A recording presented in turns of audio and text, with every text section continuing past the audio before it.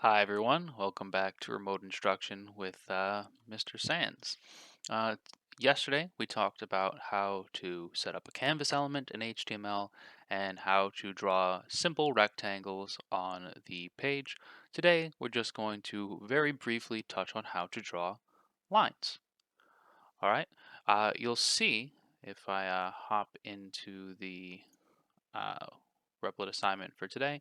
You'll see, as usual, you'll have all your links over here. This will have the link to this video, which, I mean, you're already here, so you won't need it at that point. Uh, this will, as it was yesterday, be the form that you need to fill out to take attendance. Please make sure that you get that filled out. And this right here will be my Zoom. If you need to contact me and I'm not on Discord, I'll be on Zoom. Though so many of you joined the Discord channel yesterday, and it was fantastic getting to see you all in there. I'll link it again at the end of this video and in the description section and at the end of every one of the videos so that you have the opportunity to join that community.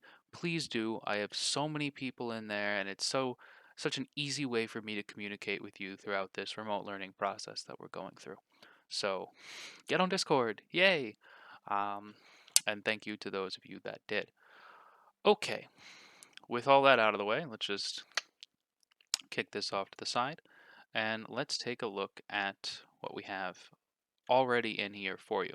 In the index.html, we have this canvas element that I gave to you, and in fact, we also have the classes bordered and centered.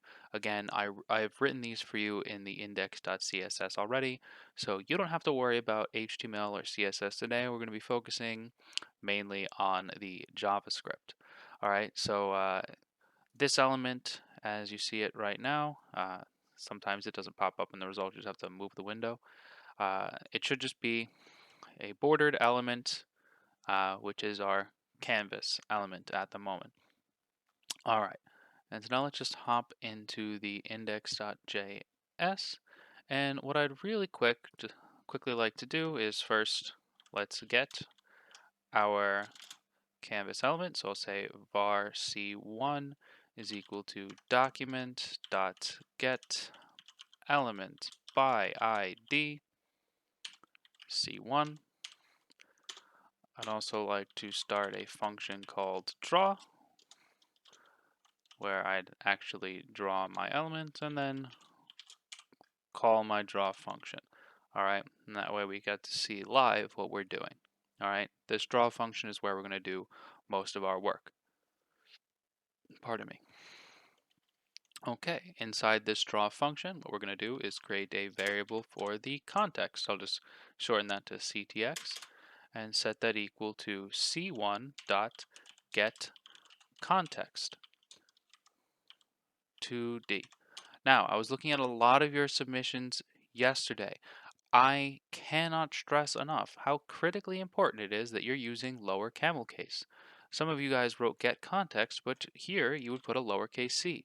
That won't work. That's not the function that we use to get the context. It has to be in lower camel case.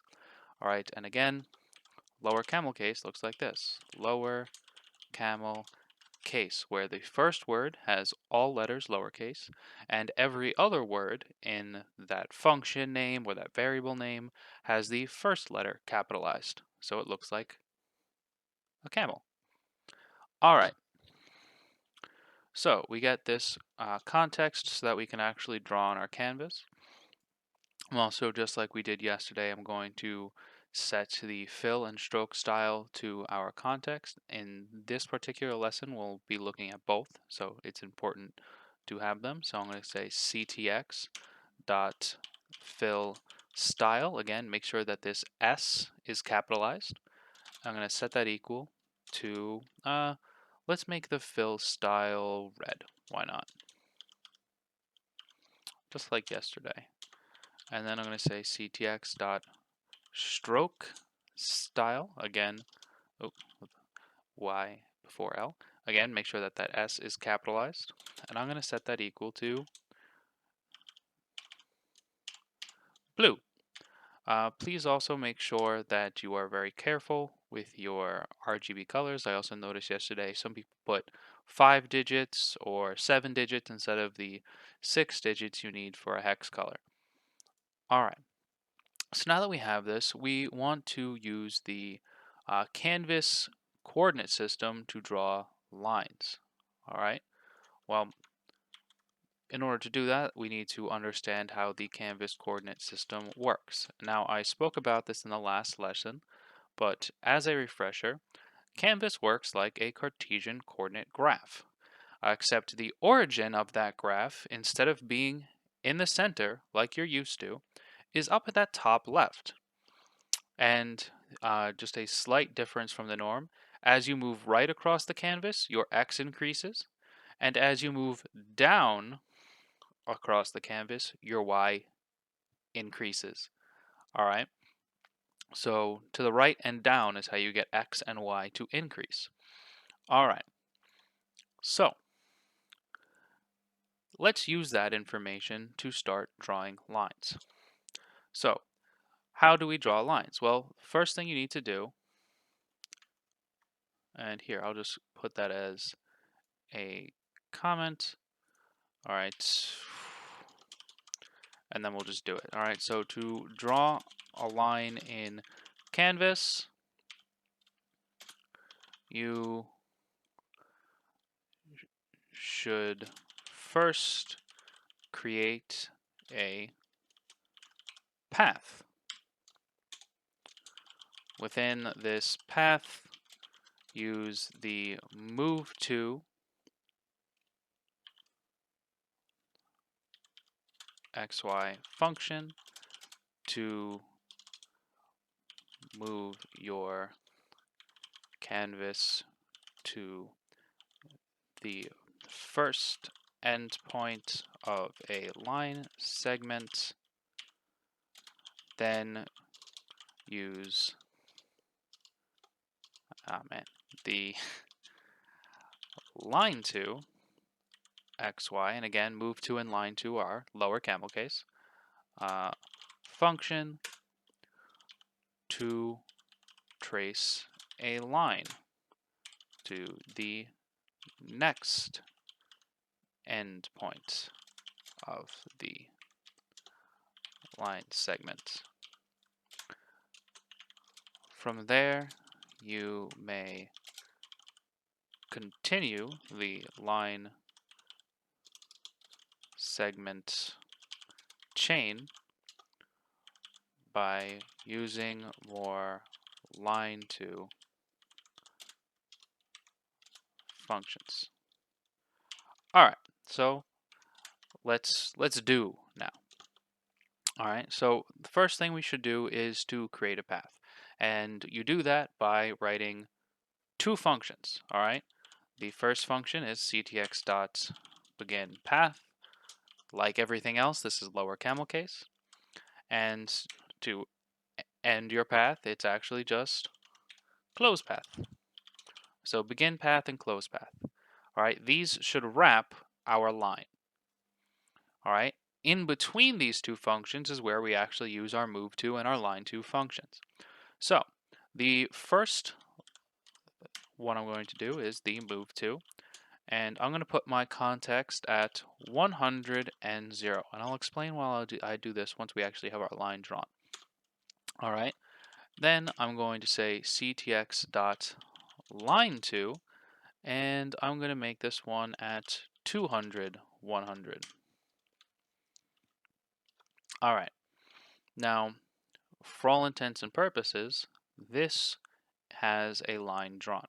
The only issue is we're not going to see it. If you run your Canvas code right now, you'll see that nothing actually appears on the screen.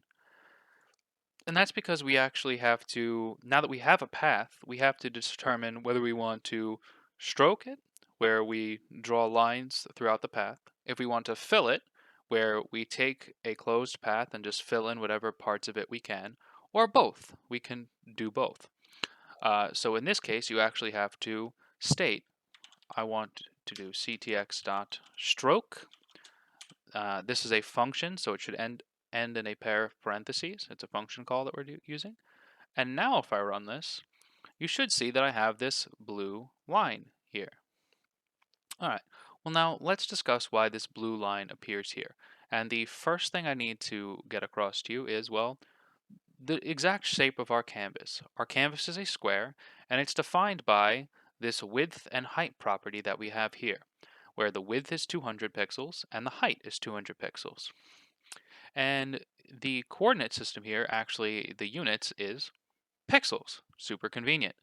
So when I say move to 100, 0, that's saying make the first endpoint of my line at 100, 0.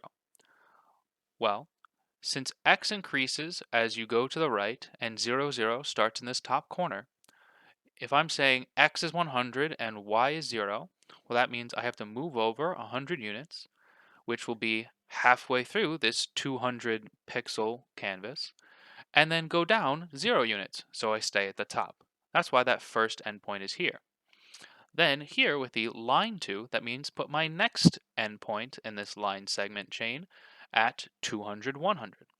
Well, this is saying 200 is my x, 100 is my y. So again, I start off at 0, 0 as my origin. I move 200 units over, so that will bring me to the other corner in the top right, and then 100 units down, which again, since this is a 200 by 200 square, that will be halfway down the canvas, which is why this line appears. Now, what I want to do is draw a diamond, and another simple way of doing that is just, well, figure out where we're going. If I'm at this absolute bottom of my canvas, that means my y has to be 200, because I've moved the full 200 units down. And again, if I'm in the center, that means my x has to be 100.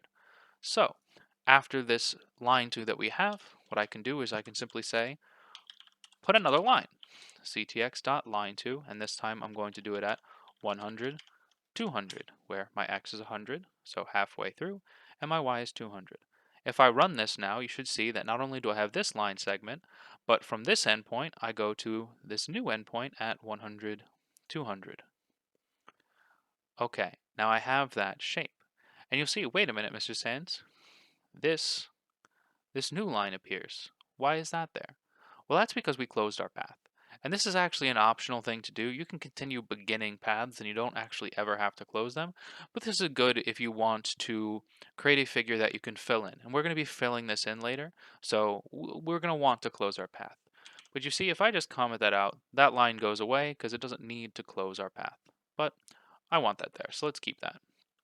Oops. All right.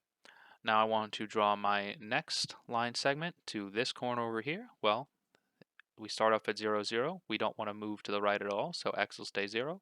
And we're going halfway down, so that'll be at 100, 0. So I'll say ctx.line2, 100, 0. And now if I run this, oops, I think Replit might be lagging, because this, sorry, I swapped this. X is 0, Y is 100. Replit did everything right, I'm just being silly. So we want this at 0, 100, so that'll draw that line segment here. And then we close our path, which will bring us right back to where we started. And now we have this nice diamond in here in our canvas. And the reason why we see this diamond is because we decided to use our stroke function, which will apply this stroke color to our lines that we traced. All right. Now, if you wanted to fill in this shape that you drew, all you have to do is add a ctx.fill over here in the shape, and you'll now see it is outlined in blue and filled in with red. Okay, so short lesson today. That's how you use lines in Canvas. Tomorrow, what we're going to do is add in circles, and then by the end of this week, we're going to have composite shapes, and it's going to be really nice looking. But just get this much on your page. Once you have a canvas that looks like mine, please submit your work. If you have any questions at all, shoot me a pupil path email or put a message in your period or in the lounge section of the Discord channel that I will link at the end of this video, and again in the description down below. Please also do not forget to go to this Google form and fill it out. All right, I need this information. My administrators were asking for it yesterday. I need to make sure that you guys are attending class in whatever form I can, and this is the best way that I can do it. So please, please, please go to that Google form. Also, if you have any questions, again, I'll be in the Discord, and I will also have Zoom open, though, let's be honest, it's much easier to reach me on Discord. So go there. All right, guys, stay safe and healthy, and I'll see you tomorrow.